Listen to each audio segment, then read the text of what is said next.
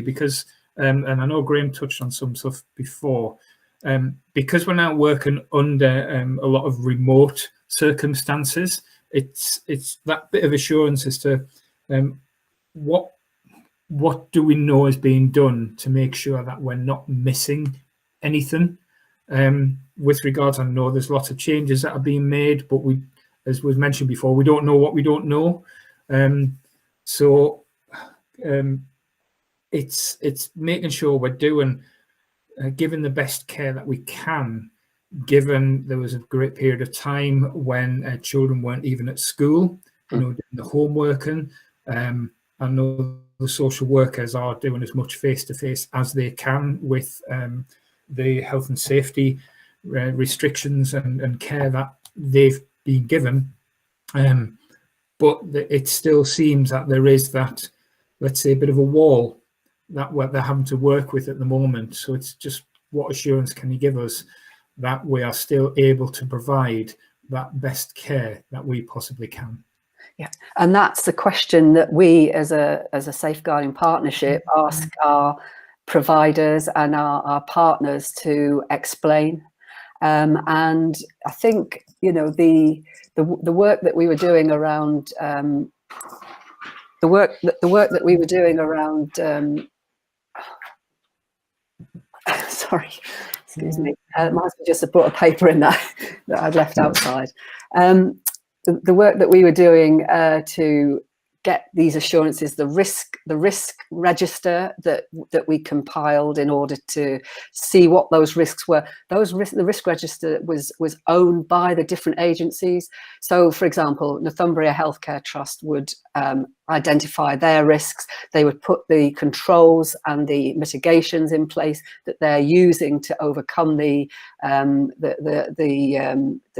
issues that were there. So, just to give an example, we were concerned around particularly the under ones and the lack of support maybe that new mums were getting, and that I think's been noted sort of nationally, because normally they'd be peer support, family support. We were very concerned about that.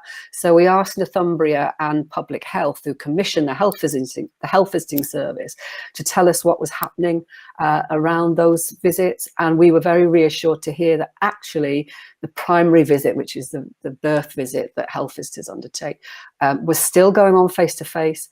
In some areas, we understand health visitors were being pulled into sort of non-safeguarding work and into hospital work, if you like. That did not happen in Northumberland, and we were very happy and reassured to hear that didn't happen, and that health visitors were still face to face with PPE and risk assessed, etc., going to see people. So although I can't say to you hand on heart that everything's perfect in lockdown, and I'm not going to say that because it's impossible, but I felt from the responses that we got from the relevant agencies, the police, the Northumbria Healthcare Trust, CNTW, because again, I mean, that's another whole big issue about children's mental health and CAMS and so forth. Was that something that we were very concerned about that? So we sought assurances from CNTW that the waiting times weren't going up for children who required mental health support, and we got those assurances. I'm not sure if I've answered all your question completely, but those were some of the examples that the board, if you like, sought and challenged agencies to make sure that this, which is the job of the safeguarding partnership. No, that's great, thank you. We'll move on to some questions. I have Scott Dickinson first. Hi, Paula. Thanks for the report. It's always a pleasure to receive your work for the year and see some of the key themes that were discussed. Certainly last year, I was really pleased to see the SOS model and they're working with fathers and that whole family approach being taken. And you promised last year that it would be embedded further, and clearly it has been. So thanks for that. I think the report reads very well. It's obviously got some challenges within it, but I think even the format of it's really good this year in terms of the way it's laid out and the way we can read through and pick out and see some of the risks through the colour coding and all the stuff that you again promised would be this year and has happened. So thank you again for that. from a point of view of what you mentioned earlier, I think the police, anecdotally or factually, are absolutely right.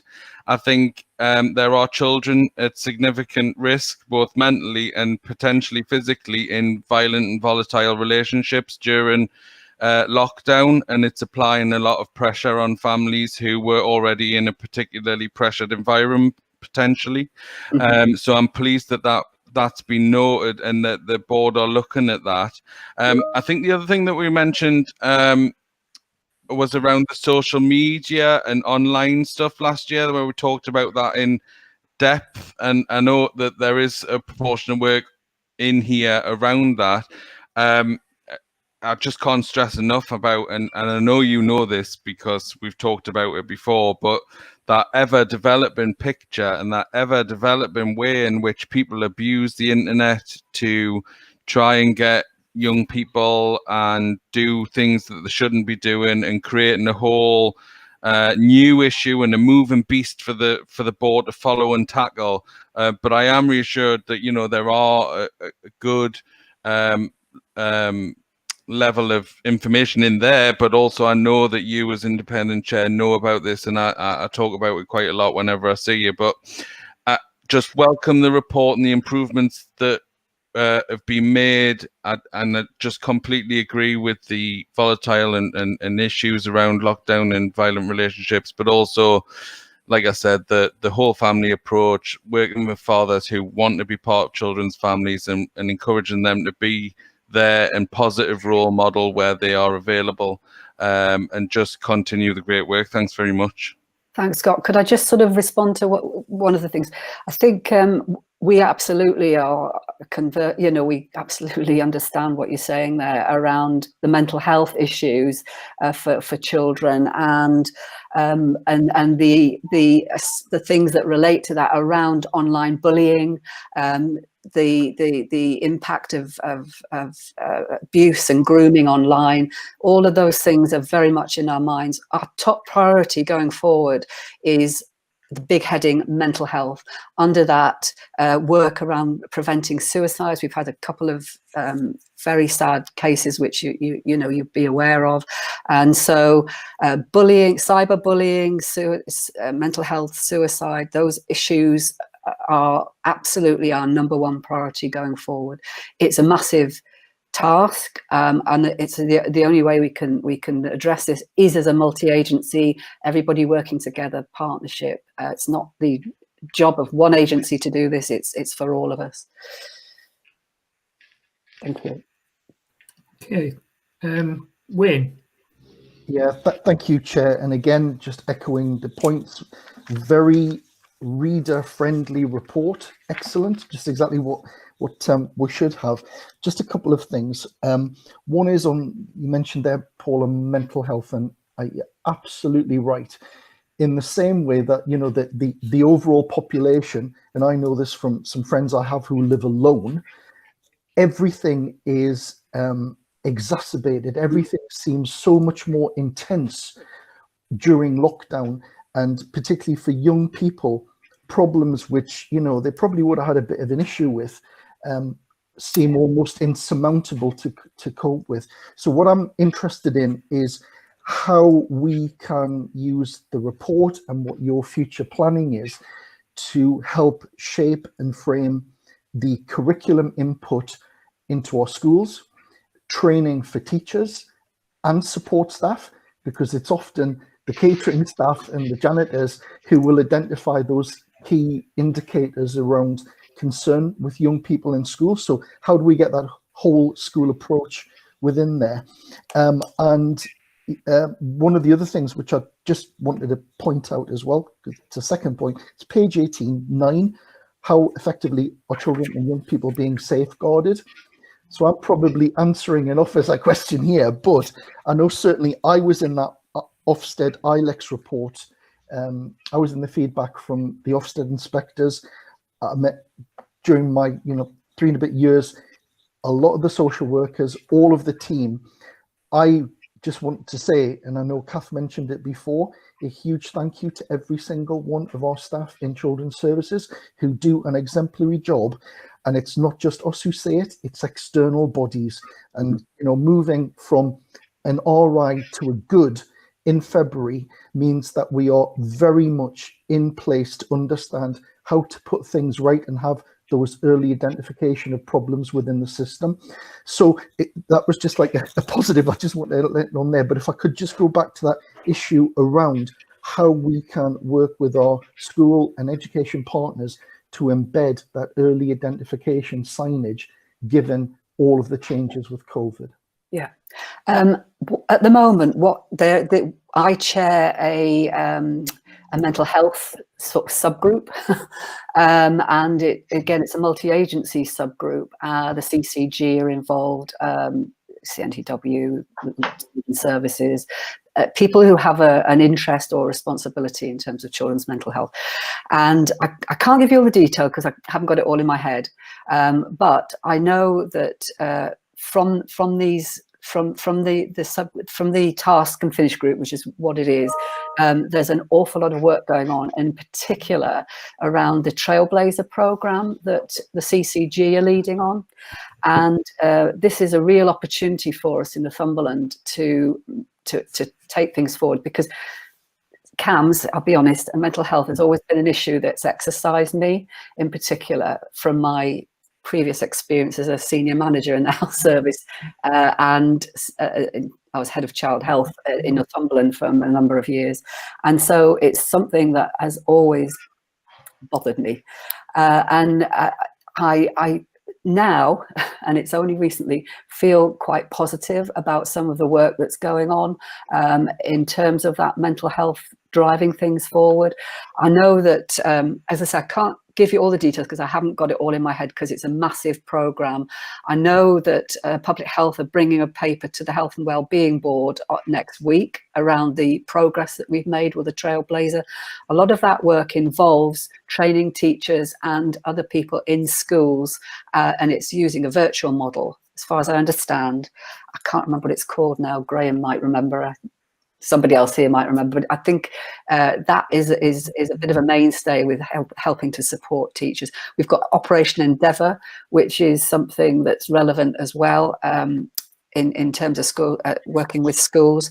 I can, if you're interested, I can ask if Public Health will disseminate the report that they bring to the Health and Wellbeing Board so that you can get more detail about it. Apologies, I can't give you more than that really. I just know that there's an awful lot of work going on. I do know that the waiting times are coming down, and I know that's just one indicator, but that's a really important indicator. I know that we've also done an audit, which I asked the CCG to do, to say, right, the waiting times are coming down, but is that because people aren't getting onto the waiting list? Because that's always been a bit of an issue. And there's been some audit work and assurance that actually the children and the young people who've been referred are being managed appropriately. So that's not about schools, but that's an important point, I think, for the wider question about mental health and whether children are getting the services that they need. Okay. Would it be just useful if I just said that there is a number of programs and support offers that are currently within our schools, both for teaching staff and for students. And I've just highlighted in relation to the work programme, it might be useful if we bring a report to a future meeting that would detail and outline what that mental health offer is across our schools and in the wider community, because there has been an awful lot of resources put together and offered across the board. So it would be useful if you were made aware of that. Okay, thank you. David Lennox, you wanted to ask a question? Yes, on page 3, under the risk assessment, how significant is the missing slavery, exploited and trafficking aspect in the region? I mean, it's significant in every region because it's an issue in every region. I think in Northumberland, it's probably not such an issue as perhaps it could be in London or some of the major conurbations, and it's taken quite a while really to sort of pull that data together, so that we felt as though we had the data around sexual exploitation, because that's been something we've had an eye on for quite a long time, through and predating Operation Sanctuary, for example. In terms of the numbers trafficked and missing, it's not a major issue in Northumberland, but even if it isn't a major numbers issue in Northumberland, because of the nature of it, it's a very important issue in Northumberland. Graham, I don't know if you know the actual numbers, do you?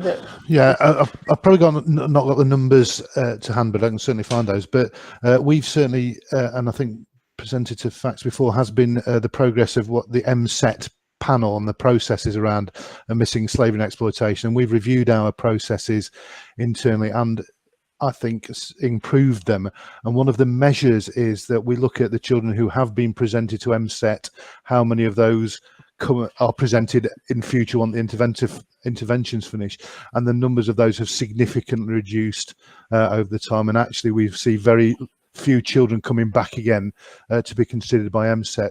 We've also strengthened the processes significantly to make sure actually the identification and potential disruption work, for example, is identified earlier before it even gets into the MSET, the formal process where partners can all contribute and make sure that we are offering everything we can to protect children. Actually, that's happening more effectively at earlier stages at the moment. And we've got information that shows that actually the numbers of children we are successfully working with is improving, but as with every safeguarding issue, we never crack this at all, and we continue to look at ways of improving it, both within Northumberland but also across the region and working regionally, because obviously exploitation doesn't reference boundaries and county boundaries. We've got to work well with colleagues across the region as well to make sure that's effective. It would be useful to have some data sometime, to try and see how significant these problems are. Are they significant in the whole area, or is Northumberland in particular? It's just mentioned in passing, as it were. Would it be useful to have some data sometime? Yeah, could I just step in there? Would you mind? I'm not sure if members are aware, but about 18 months ago, we had a joint targeted area inspection, which was looking at exploitation and child exploitation. So we have got an action plan that does come to scrutiny on a regular basis, which looks at this very issue about how we are managing and how we are dealing with children who are exploited in whatever way that might be. So perhaps as part of that, we could bring some data in the future that might help to assist with the learning and the understanding in that area. Yes, please. Yeah, can I just add there? We have a subgroup which is actually relevant to the community, as you'll know, Chair, to the Community Safety Partnership, Northumberland Safe and the Northumberland Partnership, the Adult Safeguarding Partnership and the Children's Partnership. It's a 3-board subgroup of all the relevant partners that drive our strategy forward, and as Kath said, there's an action plan which sits underneath the strategy, and that's something that we have in hand. One of the JTI, which Kath made reference to, pointed out that we still had work to do around criminal exploitation. We were doing well with sexual exploitation, but still work to do, and we have made significant progress with that. One of the barriers that we had was actually getting our hands on this is about the Councillor Lennox, this is about the numbers, was the police to provide us with if you like, a problem profile of the area. We needed to know, where are the problems, what are the problems, who are they? And it took us quite a while because the police's IT systems needed a bit of work. We have that now, so I'm sure that within the reports that come to scrutiny, you'd be able to have sight of that now.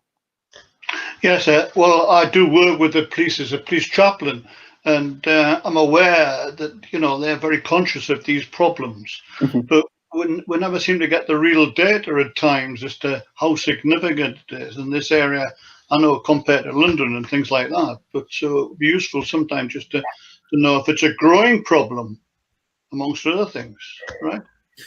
We'll bring a report to scrutiny with regards to that information. Thank you. So the recommendations are: note the content of the NS OSP annual report and identify any areas for additional scrutiny. Agreed. Agreed. Thank you for the report there, Paula. Thank you. Okay. Pleasure. So we'll move on to the item which we moved down the agenda, which is the free school meals, which is a presentation. So members will remember the last meeting that we had, they may recall, I asked for a report to come to scrutiny on free school meals options. Things have changed since then in that we've now been given funding to deliver free school meals. I've asked for that report that was requested to be moved back to February, and that gives us the opportunity to evaluate the free school meals which will be delivered following the government's decision to award funding.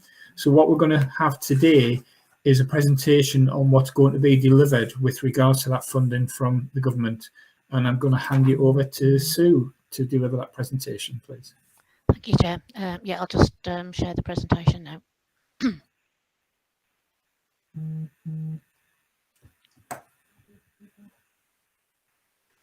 Okay, can everybody see that? Is that okay? Yep. Chugging along, sorry. So you'll see the first introduction slide then, and what we're here to do today, as Chair has said, is to give you a bit of a verbal update, because it is a bit of a fast-moving thing for us at the moment, having probably been working on it now for about 10 working days. So there was some further updates even yesterday evening. So presenting in this way gives us an opportunity to give you the latest information. So what we're here to do today is to provide members with an overview of Northumberland County Council's proposal and how we will respond to the delivery of the winter support grant for the period from December through to March. Just a little bit of background. Obviously, during the first lockdown, you'll be aware that there was some additional government financial support for children and families who were eligible for free school meals, with vouchers being provided for the holiday periods for Easter, the May half term, and then the summer break. And then when schools returned in September, there was no further commitment to support free school meals during the October half term. You'll obviously all be aware of the press coverage that received, and that has now led to central government providing each local authority with a grant, which is known as the Winter Support Fund, which is going to be used to support families and children as well as individuals in Northumberland up until the 31st of March 2020. So conditions of the grant really to get it all spent by that time. So, and as I've said, it's not only eligible to support the families who access free school meals, although that does tend to grab the headlines. It is also about supporting wider residents and our communities. And Emma Richardson will also form part of this presentation, and we'll talk to you a little bit more about our plans and how we will do that in Northumberland. So in terms of the actual funding, so Northumberland's received in excess of £992,000 to cover this period of time for us, which predominantly covers the Christmas 2-week break that schools will have from the 18th of December, the February half term, and then the Easter holidays. There are some conditions to the grant, and what we do have to reassure central government about and report against is confirming that 80% of the funding is targeted at children and young people and their families, and then we have some discretion within 20% of the grant to look at others, and particularly individuals. Of the grant as well, of that 80% has to be targeted for food, fuel and utilities, and the remaining 20% we can use for other emergency assistance.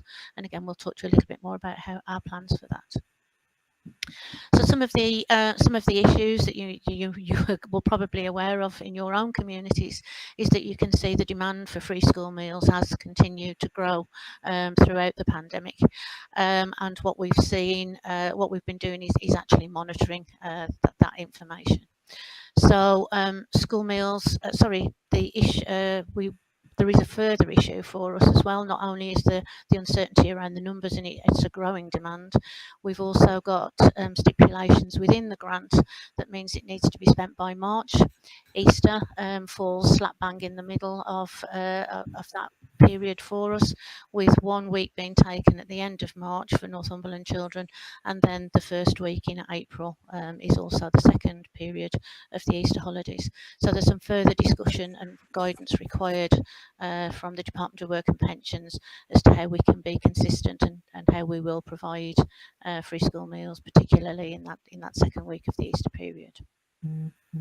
So as I've already mentioned, the numbers continue to grow across Northumberland, and we've looked at that in two ways really. So we've looked at the increases that we experienced from June through to October, and you can see from the slide there we were seeing an increase over that period of time of just over 4%. So we've looked at those numbers to project them moving forward to see how many pupils we would need to serve. So the numbers are looking just slightly over 9,000 pupils potentially would require some support by the Easter holidays. We've also then looked in more detail, and the numbers are probably growing, are continuing to increase. And we've looked at the month by month increase, and lately, the last monthly period, that was 119. So again, we've looked at those numbers to project them forward. So we're looking anywhere between probably just over 9,000 to 9,500 children would be eligible for the grant during that period of time. And we've done that really just to prove that the funding that we have in Northumberland was sufficient to actually meet the potential demands that we will actually have. So I think we can reassure both FACTS and our Cabinet colleagues that there is sufficient money within the grant to allow to support the voucher system potentially moving forward. Okay, and then just in a little bit more detail about free school meals, as I said, this is probably the headline, you know, the one that grabs the headlines nationally. So again, we were notified about the grant. As I've said, we were given just over 4 weeks really to plan for the Christmas holidays. So we've had to take a very practical, pragmatic approach as to how we can deliver this provision to families and their children over this period of time. So you will be aware that a number of our schools and academies have had local arrangements in place. I think a lot of them were experienced a lot of stress, shall we say, and families not receiving the targeted help in the summer, and therefore have set up local arrangements to feed their families. So we will continue to support those schools in allowing them to carry out their local arrangements, and the plan would be that we would reimburse those schools for the maximum of £3 a day per pupil. And currently, I think at the time of writing these slides, it was around a third of schools, but that's changing slightly, and I think that's down to about a quarter of them now want to do their own local arrangements, having seen the alternative option, which is for the local authority to offer a centrally funded voucher system. But again, we will require the cooperation of our schools across Northumberland, because the local authority doesn't hold the latest contact details for the individual parents. That information is held by our schools. So we will be working in partnership with our schools to administer the system to make sure that it gets to the families. Again, at the time of writing this, we thought that would be around 2/3, but it is actually down to about 3/4 now of seeing a demonstration on the voucher system. And I think a number of our schools have actually changed their mind on the basis of the system that we were looking to implement. Unfortunately, all of the national voucher platforms don't include the co-op. And as you will be aware, our rural communities tend to rely quite heavily on their local co-op for food, rather than travelling longer distances. So our third approach really in Northumberland is to provide physical gift cards to those families where the schools have requested that would be their preferred way of distributing. So again, it's really because the co-op don't have the infrastructure within their current systems to be able to offer the electronic voucher system. But again, we are planning on still supporting that across the county. So again, the main issue, the main way that we're going to deliver the free school meals is through this voucher platform, and we are just in the final stages of agreeing a contract with a company called Hug, which again we think is a lovely name, as well as the excellent service that we've seen that they provide. And again, the reason why we've gone with Hug is because we were really eager to offer a system that gives parents choice. It shouldn't be you're just given a voucher and you've got to go to one particular shop. Allowing our families to have a choice of where they actually spend their money is something that was a real driver for us. We also wanted a system that had been tried and tested and was easy to use for both parents and schools, is because we really didn't want the repeat of the chaos that we had during the summer term. And I know I've probably got a team of about 3 or 4 people constantly supporting our schools to try and get access to the vouchers during that period of time. So again, we've got quite a lot of experience around that. So again, Hug are an existing platform. Previous to lockdown, they provide corporate gifts, and so have got a well-developed system that they have used for many years. And what we really liked, as I've said, is it gave the opportunity for choice, and you can see the list of supermarkets there that families will have a choice. So the way that it will work is that the schools will update the information into the system.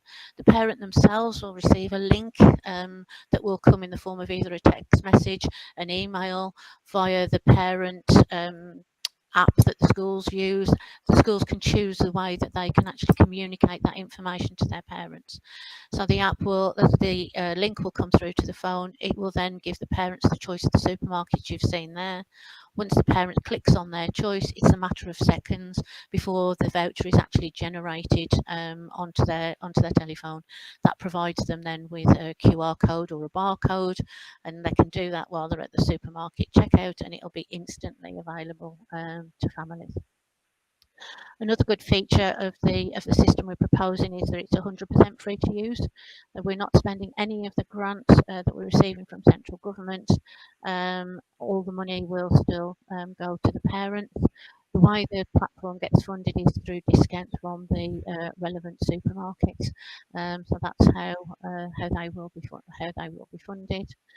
Another key feature of the platform is, and some of the issues our schools have experienced more recently, is that unclaimed vouchers will then automatically come back to the local authority, and therefore that will give us some flexibility moving forward to February half term or into Easter to either enhance the vouchers and provide more funding into the voucher system, or what Emma will talk about is around the wraparound provision that we also enhance the service that we provide to our communities in Northumberland.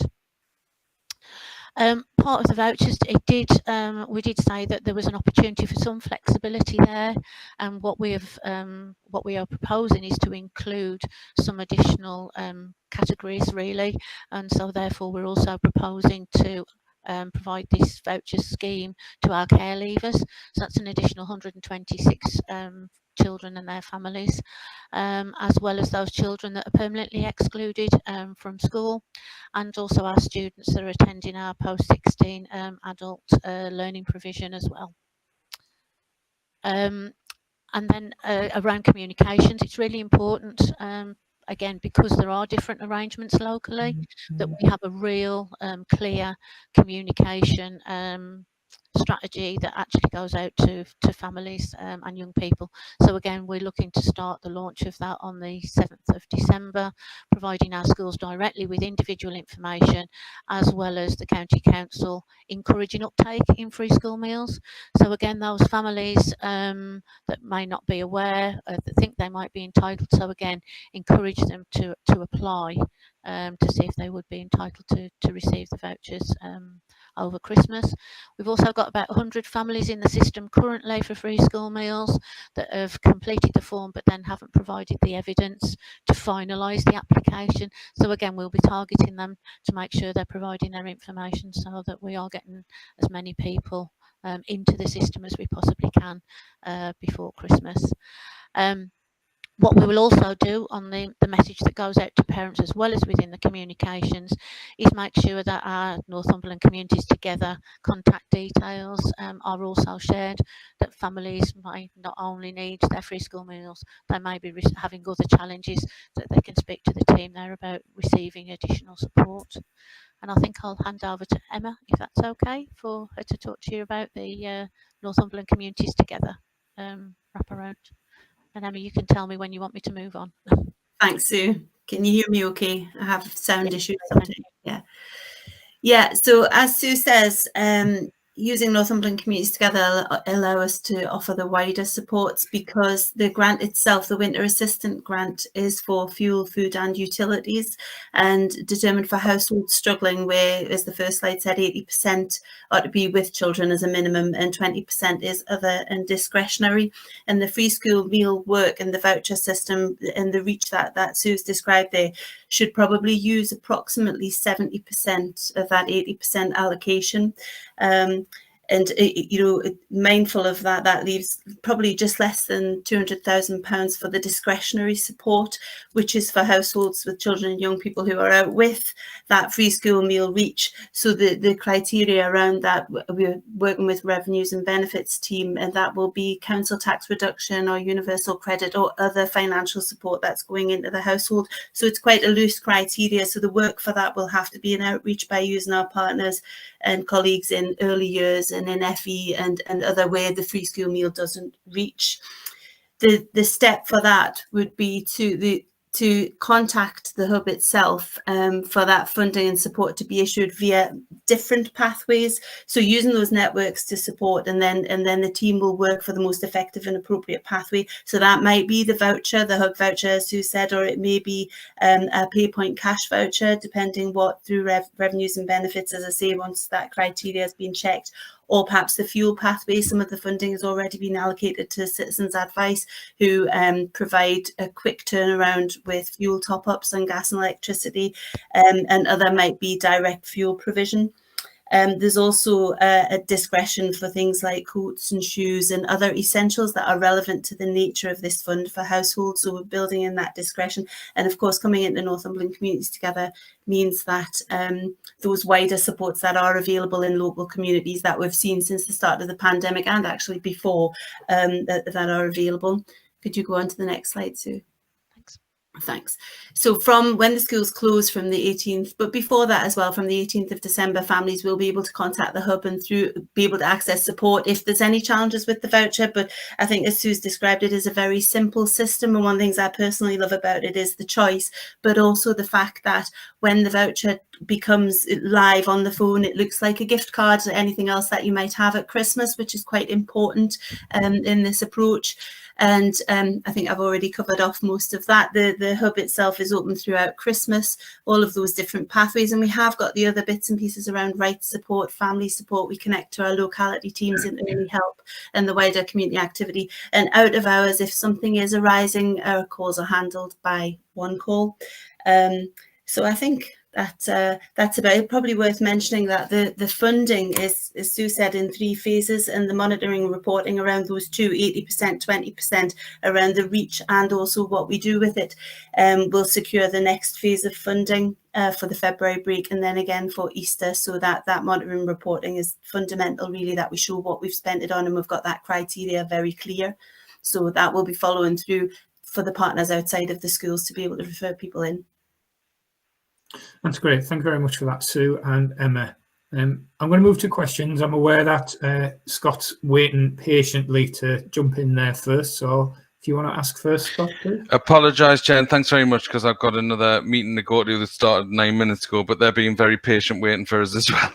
So obviously, this has been a really reassuring presentation. I think, people were anxious around how it was going to look and what it was going to look like in terms of being channeled into Northumberland after the U-turn on the money after the public outcry around this. And I think what we've got is clearly a system that the officers have pulled together that is going to accommodate and learn from the needs of the communities and the difficulties that were experienced earlier in the year. And I think that's really, really important, partly down to the rural communities getting access and being able to use the voucher system, but also the previous system where parents were finding it difficult, or the system wasn't working, it wasn't downloading the voucher, they then had nowhere to go, schools were, do you know what I mean? So it was very, I think somebody referenced it before, chaotic, but this seems to be far more structured, and it seems to be a position that will cater for what we need in Northumberland, and credit to the officers, because obviously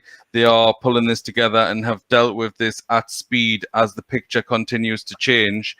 I would have liked, Chair, the Cabinet member to be here, because there's some political questions that needed to be answered around the October scenario and the issues, which wouldn't be appropriate for any officer to answer. But I think this position that we're in now, the presentation we've had and the reassurance that we as members, but also lay members of the committee, can give to communities and families, because, you know, the presentation itself recognised the increase in claimants of free school meals, but also when we've been looking at the numbers this week around universal credit claimants and the amount of people who've lost their job in Northumberland, that's going to continue to grow. So having that buffer and discretionary ability to support some of those families is going to be really key on that as well, Chair. So I think, you know, I'm really reassured by the work the officers have put in to get this together, and I hope the rest of the committee are too, and I do appreciate you bringing us in to say that before I have to dash off. Okay, thank you, Scott. Any more questions?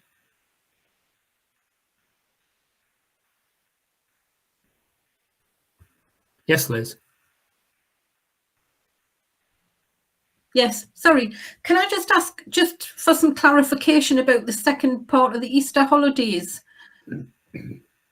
Yes, certainly. So what's happening there, Councillor Dunn, is that the school holidays are falling at the very end of March, and then the second week of the Easter holidays falls in the first week of April. The conditions of the grant means that all the money has to be spent by the 31st of March. Therefore, it doesn't cover the second holiday in effect. So what we really need is some flexibility within the grant to allow us to slip some of the money into the next financial year to allow us to issue the vouchers. In reality, the way the system will work is that we will give the children a £30 voucher on the day that they break up from school, so it will be covered, but they won't necessarily be spending it by that point. We may have issued it, but they may choose to use it beyond you know, the first week in April, for instance. So yeah, it's just making sure that's really clear with so in effect, we can guarantee that both weeks of that Easter holiday are covered.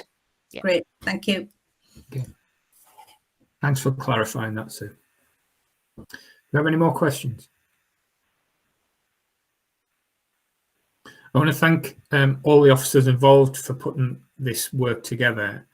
I think it's essential that we get the message out in a clear and concise way. I know you said that comms are going out from next week, and I hope not just members of this scrutiny committee, but all members can help to get that message out in a clear and concise way, and putting it across in the correct manner as well. But I appreciate all. Sorry, Liz. Sorry, did you want to come back? I did. Sorry, I'm going off on another tangent. Sorry. What sort of effect does this have, the workload on school staff to sort of put all this information into the system? Yep, certainly, Councillor Dunn. I know that comes from the heart, doesn't it? Really, a job you would have done in the past, yeah. So yeah, it's a spreadsheet of information that the schools will need to put their parent contact details into a spreadsheet. load the information into the voucher portal, and then the portal will generate the voucher. So it's one spreadsheet detailing all the free school meal children with their parental contact details. We did do a presentation for all schools on Monday of the system and how it would work, and we had 135 people turn up to that presentation. And I think, as I said throughout the presentation, we've seen a number of our schools change their mind, that they're not going to do their local arrangements. They can see the advantage of our proposed voucher system and feel that it's probably less work for them to do than they would have been doing if they'd have done their own local arrangements. So we are planning to get a communication, a further communication out to schools by the end of the week, giving them the template spreadsheet for obviously the school administrators to actually complete that information. So I think the feedback we've had directly from schools, it isn't anything that concerns them. It's the kind of information they were uploading previously to the central government system. We just hope that this one works much better, which I'm sure it will do. Fine, thank you. Are you done now, Liz? Yes, thank you. Thanks. As I said, there's going to be a significant amount of work involved by everyone to deliver this. Not just by officers, but obviously the schools as well. And I'm sure this is, we can only say this is a really positive thing that's coming out of this. So I ask everyone to be involved in the appropriate communication and getting the message out so we can deliver it effectively. And I look forward to the school meals report and the evaluation on this as well. But I thank you for all the work that you've done so far on this. We'll move on to the next item, which is the report of the Scrutiny Officer. Thanks, Chair. Yes, there's the work programme is there for members to note and to contribute to. As the Chair said, we'll have the winter support grant come back as a full report in February. There's been a lot of talk in this meeting about the mental health support in schools, and I think it would be good to try and get something added to the work programme on that, to give the committee an opportunity to understand what's going on in schools and to scrutinise and comment on that. We'll also make arrangements with Paula or Graham to get some data on the exploitation figures, and we'll get that brought back to the committee as well at some point in the new year. But as always, if there's anything members want to add to the work programme, they just need to either speak to myself or Councillor Swinburne as the Chair. Thank you. Any urgent business? Item 8. I don't have anything. No. Right, I'd like to thank everyone for their attendance today. I hope everyone has a really happy Christmas, and I look forward to seeing everyone in the new year. And at that, I'll close the meeting. Thank you, everyone. Bye.